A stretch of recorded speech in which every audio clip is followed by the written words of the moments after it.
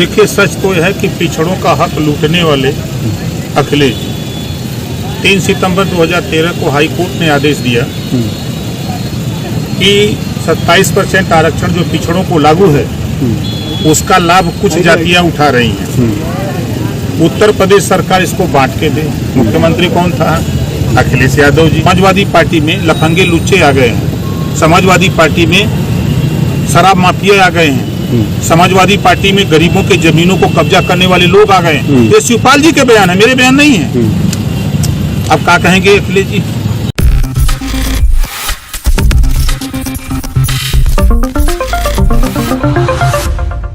नमस्कार, आप देख रहे हैं नेक्स्ट 9 न्यूज। मैं तुषार आपके साथ। दर्शकों, 2024 के लोकसभा चुनाव कुछ ही समय में शुरू होने वाले हैं और इसको लेकर सभी पार्टियां जो है वो मैदान में उतर चुकी हैं और अपने अपने हथियार जो हैं वो ज़मीनी स्तर पर उन्होंने निकालना शुरू कर दिया है। एक के बाद एक हर नेता, हर पार्टी जो है वो एक के बाद एक नए ऐलान करती हुई नज़र आ रही है और सामने वाले दल पर यानी कि उनके ओपोनेंट्स पर एक के बाद एक हमले करती हुई नज़र आ रही है। आपको बता दें, जिस तरीके से अभी कुछ समय पहले उत्तर प्रदेश में जो हमें उपचुनावों का दौर देखने को मिला, जिसमें जो खास महत्व रखता था उत्तर प्रदेश का घूसी सीट, उस पर जिस तरीके से भारतीय जनता पार्टी को हार का सामना करना पड़ा, उसको लेकर यहाँ पर विपक्ष उन पर लगातार हावी है। और उस समय भी ओपी राजभर को लेकर उस समय बड़े बयान जो है समाजवादी पार्टी से सुनने को मिले थे और ओपी राजभर के ऊपर बड़े वार जो है यहाँ पर समाजवादी पार्टी के जो नेता हैं वो करते हुए दिखाई दिए थे। ओपी राजभर ने उस वक्त कहा था कि घोसी में सपा को एक भी सीट नहीं मिलेगी और एक भी वोट नहीं मिलेगा और वो पूरी तरीके से सिमट कर रह जाएंगे। लेकिन ऐसा नहीं हुआ, बल्कि हुआ ये कि वहाँ पर भारतीय जनता पार्टी को करारी हार का सामना करना पड़ा और सपा ने वहां पर जीत हासिल की। आपको बता दें कि इंडिया गठबंधन जब से बना है उसके बाद से ये पहला उनका टेस्ट था जिसमें इंडिया गठबंधन ने मिलकर चुनाव लड़ा था और इंडिया गठबंधन की तरफ से सपा का प्रत्याशी वहां उतारा गया था जिसको वहां जीत मिली। और उस समय वहां पर बहुत ज्यादा जो है ओपी राजभर को लेकर यहां पर समाजवादी पार्टी हो, कांग्रेस हो, बाकी जितने दल हैं वो वार करते हुए नजर आए थे। यहां तक कि ये सवाल भी उठने लग गए थे कि अब ओपी राजभर को जो मंत्रिमंडल है भारतीय जनता पार्टी का केंद्र का, उसमें कोई सीट नहीं भी मिलेगी। लेकिन अब आज ओपी राजभर का बयान सामने आया है। जी हाँ, आपको बता दें 2024 के लोकसभा चुनाव को देखते हुए उत्तर प्रदेश में जिस तरीके से ओपी राजभर ने एनडीए के साथ हाथ मिला लिया है और जिस तरीके से वहां पर समाजवादी पार्टी के खिलाफ वो लगातार भाषण देते आ रहे हैं, आज भी उन्होंने वही किया। उन्होंने समाजवादी पार्टी को जो है वो एक तरीके से भ्रष्टाचारियों की पार्टी बता दिया, लुटेरों की पार्टी बता दिया, गुंडों की पार्टी बता दिया और साथ ही साथ ये बता दिया कि ये मैं नहीं, खुद उनके चाचा शिवपाल बोला करते थे। दर्शकों, आपको बता दें, एक के बाद एक प्रेस कॉन्फ्रेंस में उन्होंने जो है वो यहाँ पर जिस तरीके से अपनी बातें रखी और अखिलेश यादव को निशाने पर लिया, उसने साफ साफ दिखा दिया कि वो अपना बदला लेते हुए नजर आ रहे हैं। जी हाँ, क्या कहा है उन्होंने अपने इस प्रेस कॉन्फ्रेंस में, चलिए आपको सुनाते हैं। दिल थाम के धैर्य रखिए, जल्दी हो जाएगा। सदन में जो बीजेपी सांसद का जो बयान है, देखिए, हम उसके पक्ष में नहीं हैं। सरकार के तरफ से माननीय राजनाथ जी ने माफ़ी मांगी कि हमारे नेता की तरफ से एक गलत बयानबाजी हुई, उसके लिए माफ़ी मांगते हैं। तो जब माफ़ी मांग लिया तो फिर अब आगे सवाल क्या बचता है? फांसी तो दिए नहीं जा सकता। अच्छा, एक देश एक एजुकेशन भी होना चाहिए, एक देश एक राशन कार्ड, तो एक देश एक चुनाव भी होना चाहिए।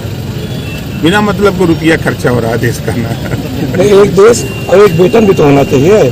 नहीं, इसके पक्ष में हम नहीं है। और चपरासी के और डीएम, दरोगा, एक राष्ट्रपति, मुख्यमंत्री, राज्यपाल, कैसे संभव है? राजभर जी किसी के नहीं है। देखिए, सच तो यह है कि पिछड़ों का हक लूटने वाले अखिलेश 3 सितंबर 2013 को हाई कोर्ट ने आदेश दिया कि 27% आरक्षण जो पिछड़ों को लागू है उसका लाभ कुछ जातियां उठा रही हैं। उत्तर प्रदेश सरकार इसको बांट के दे। मुख्यमंत्री कौन था? अखिलेश यादव जी। बड़ी बोलते हैं, विरासत में पाए हैं। उन्हीं के पिताजी माननीय मुलायम सिंह यादव जी ने कहा है कि देश में पहला मैं नेता हूं जो अपने बेटे को मुख्यमंत्री बनाया। और जब वो मुख्यमंत्री बनने के बाद हमारा नहीं हुआ, अपने चाचा शिवपाल को मंत्री पद से हटा दिया, उसका नहीं हुआ, तो देश में किसी का नहीं हो सकता है, ये माननीय मुलायम सिंह ने कहा है। और शिवपाल जी जब प्रगतिशील समाजवादी पार्टी बनाए तो शिवपाल जी ने क्या कहा, ये अपरिपक्व नेता है, समाजवादी पार्टी में एक शकुनी है। शिवपाल जी के बयान है, मेरे बयान नहीं है। शिवपाल जी ने ये कहा कि समाजवादी पार्टी में लफंगे लुच्चे आ गए हैं, समाजवादी पार्टी में शराब माफिया आ गए हैं, समाजवादी पार्टी में गरीबों के जमीनों को कब्जा करने वाले लोग आ गए हैं। ये शिवपाल जी के बयान है, मेरे बयान नहीं है। अब क्या कहेंगे अखिलेश जी? पार्टी में सारे जो है गुंडा और माफियाओं का राज है, सदन में इस तरीके से। देखिए, कहना एक अलग बात है, अगर उनकी जानकारी में है तो न्यायालय है, थाने बने हैं, एसपी हैं, डीएम हैं, डीआईजी हैं। आप एप्लीकेशन दीजिए, मुकदमा लिखवाते हैं, हम लिखवाएंगे। वो दिन पहले आप कसर बात करते थे, है ना, महिला आरक्षण दिलाया, है ना, उसमें से कहीं जो है वो पिछड़े की बात नहीं हुई है। देखिए, पहले शुरुआत तो हुई, कम से कम एक कानून बना 33% रिजर्वेशन। अब उसमें डिमांड हो रही है कि भाई जो पंचायत चुनाव में जिस तरह 33% रिजर्वेशन लागू है, चाहे सामान्य वर्ग हो, चाहे पिछड़ा हो, चाहे अनुसूचित जाति जनजाति हो, सबको लागू है, उसी तरह की व्यवस्था उसमें बने। अब उसमें सर्वे होना है, जांच होनी है, तो उसमें हम लोगों का एनडीए में है, हम लोग अपनी बात अपनी पार्टी की तरफ से इस बात को रखने का प्रयास कर रहे हैं और करेंगे कि जो गरीब कमजोर हैं, जो पढ़ नहीं पा रहे हैं, तो उनको मुख्य धारा में लाने के लिए एक समान अनिवार्य फ्री शिक्षा लागू हो। आज देश में जो DM, SP, DIG, IG, DGP हो गया, मंत्री हो गया, आज उसको आरक्षण की क्या जरूरत है? बाबा साहब डॉक्टर अम्बेडकर जी ने आरक्षण तो उसके लिए दिया था जो निचली पायदान पे है, उसको आरक्षण दे के ऊपर उठाने के लिए। अहिया जो है, जो आरक्षण पा गया वही आरक्षण का लाभ ले। तो देखा आपने किस तरीके से यहाँ पर तमाम सवालों के जवाब देते हुए नजर आए ओपी राजभर, और यहाँ पर खास तौर पर सबसे ज्यादा उन्होंने जो फोकस किया वो समाजवादी पार्टी पर हमले को लेकर किया। जिस तरीके से उन्होंने आरोप लगाए, जिस तरीके से अखिलेश यादव पर उन्होंने आरोप लगाए, उससे यहाँ पर जो है ये साफ साफ दिखता है कि वो समाजवादी पार्टी से अपना बदला लेते हुए कहीं ना कहीं नजर आ रहे हैं।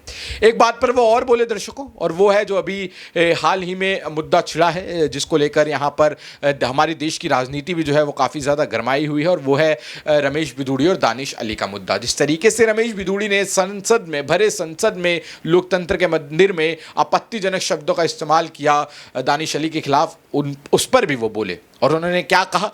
उन्होंने ये कहा कि जब एक भारतीय जनता पार्टी के वरिष्ठ नेता ने खुद, यानी कि राजनाथ सिंह ने खुद इस पर आपत्ति जता दी और माफ़ी मांग ली है, इसके बाद तो अब इसको ज़्यादा खींचने का कोई मतलब नहीं बनता है। अब इस पर फांसी भी तो नहीं दी जा सकती है। जी हाँ, उन्होंने ये भी कहा कि इस पर फांसी तो नहीं दी जा सकती है, यानी कि भारतीय जनता पार्टी को लेकर अगर कोई भी, भारतीय जनता पार्टी का कोई भी नेता अगर ऐसे बयान देता है तो वो कहीं ना कहीं बचता हुआ सामने नजर आता है। और अगर यही ऑपोजिशन का कोई लीडर होता है, संजय सिंह आपको याद होंगे, राघव चड्ढा, राहुल गांधी, ये सब आपको याद होंगे, तो उन पर तुरंत एक्शन ले लिए जाते हैं। लेकिन सत्ता में बैठी हुई सरकार का अगर कोई मंत्री होगा तो उस पर एक्शन नहीं लिया जाएगा, उसको सिर्फ कारण बताओ नोटिस देकर 15 दिन का वक्त देकर छोड़ दिया जाएगा।